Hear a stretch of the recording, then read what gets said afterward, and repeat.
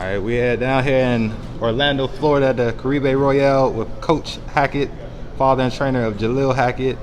We got some unfortunate news. Can you share the news with the people? Jalil hurt his ankle in training yesterday, and they weren't able to put him on the fight. It was a severe injury. He had a lot of swelling around his ankle. They put him in a walking boot. He's on crutches. It was a blower. We were really ready for this fight. Jose Roman, we saw him. He was ready for this fight. I think that was going to be the fight of the card. But it'll happen. You know, like I always say, the things that are meant to happen will happen. And when they happen when they're meant to happen. I think the team, Matchroom, great team. Eddie and his team were only concerned about Jalil's health. They weren't concerned about can he fight. They were actually the first ones to say, hey, he's swelling, he's done. And, you know, hey, I appreciate and respect that. They wanted him at his best. They wanted Roman at his best. And they just told us, hey, we'll get this. This fight will happen. They made this no worry about that. This fight will happen. So, you know, we're going to go home, get him back to his regular doctor. He has an appointment with them next week, and they'll see where he's at. They'll give us the final destination. And even Matchroom hasn't approved us to do anything until they see a clearance from a doctor. So they're taking the fighter first. You know, that I respect that for them. They didn't come with, you know, you think he'll be all right tomorrow, we can wait another. No, they immediately said, this is not happening, we don't need him injured. So I respect that. Jose Roman and his team, they didn't want to fight us halfway. You know, they were almost just as heartbroken as we were. We walked back through the hotel, they were like, you know, hey, what's going on? So, you know, I think it's going to be a great fight when we get it. When it happens, it happens. And we look forward to hearing the news. That's all we're thinking about. So for the people, you know, that aren't here, can you explain like exactly what the injury was? It was ankle injury. He was doing his rotations. He likes to do sauna and treadmill. He likes to go back and forth. And slippery bottoms to the shoes, slippery situation.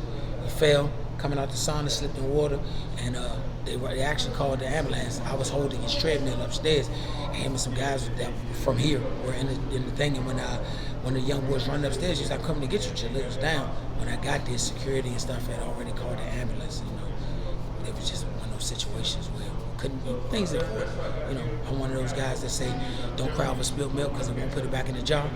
Not crying over it. You just gotta get ready for the next one. And you know, you've heard all the rumbling of the people talking, you know, about the weight and this and that and all that. How was camp, you think? Camp was actually better. We bought in a new team to help with the weight cut, and I think they were right on point. If you saw Jalil's previous fights, he always goes up with a big shirt on, a hat, all that type of shit, because he know he's small and he couldn't weight. He went up there with a tank top on. He was like, I wanted them to see that I'm there. He said, I wanted them to see that I'm there.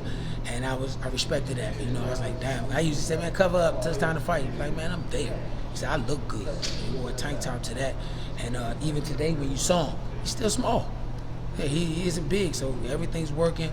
We're going to do what we got to do, and we'll be ready the next time when they call our number. We know losing is never acceptable and never a good thing, but what are some positives that y'all can, you know, take away from that loss? From the loss, I would always tell people, I don't feel we lost. I do feel like we underperformed. I will say that. And when you get people to having an expectation, I think you owe people to live up to the expectation. You owe them. And if the expectation is to see him be dominant, for you to do good enough to win ain't good enough. And so that was the outcome of that fight. So what I take away from it is gas to the pedal and make sure you're focused so that when they call your number, you're always ready. Camp is to get your game plan, not to get in shape.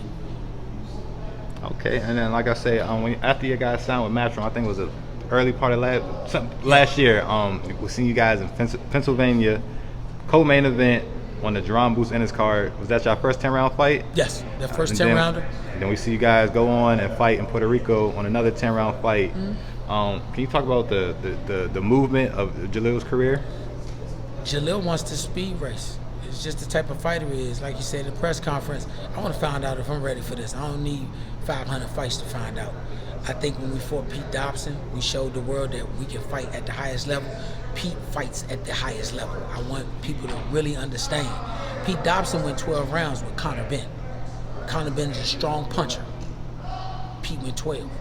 He went 10 with Jalil. Jalil is in a position where he's fighting great quality guys, and it's time. I say the same thing with Jose Roman. Everybody didn't know him, but he was a standout amateur in Puerto Rico. So I don't get into this guy's good, this guy's bad.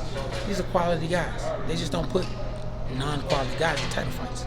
So, I look at everything, I weigh it out, and I go to the drawing board. Even after our wins, I was looking for what we could have done better in. So I look at everything as that. The minute you stop growing, you're ready to die. And how many fights do you think you guys would need before you guys are knocking on that title shot opportunity? I really think, in my opinion, I like to get this one and another one. And then after that, whatever they roll in front of them. Whatever they roll in front of them, we'll take. Like I said, a focused Jalil, a dominant Jalil, that's the best version of him. And even after his wins, I was telling people, you still ain't seen the best version of him yet. He still got versions to go that make him better. Like I said, he went into his first 10-rounder. He looked tired on the back end. His first 10-rounder against a quality guy, not just 10 rounds. His second 10-rounder against another quality guy. But if you go back and watch that fight, you could tell he matured from the last 10-rounder because he was able to press the action the entire 10 rounds. Don't care what the decision was, he pressed the action. So, we looking to get better every time. This is not a sprint, it's a marathon. And we still in the early miles. So where do you guys go from here? What's the plans? Home, check our physical out, train, get the assignment, beat Jose Roman, get their belt back, and then whoever they put on their next assignment, that's what we look for next. Okay. You want to leave any words for the people out there? Anything they should know? Thanks to all the fans who support us, up or down, and thanks to the people who don't support us, up or down. We get fuel from both sides.